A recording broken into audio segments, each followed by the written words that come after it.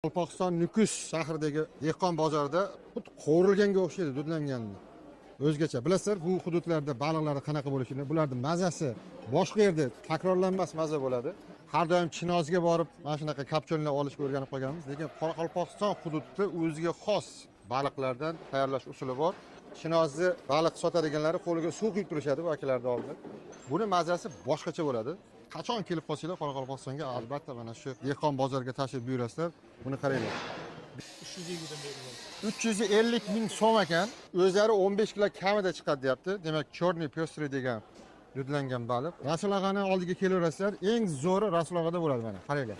250 ming bor deyapsiz. 250 mingga qo'yib beraman deyapti. Besagron nomidan kelsanglar. 100 mingdan beri. 100 mingdan 250 mingga.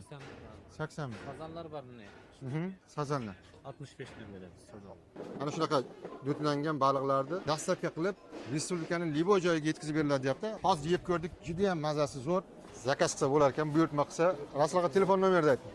97 97 789 789 88 88 27.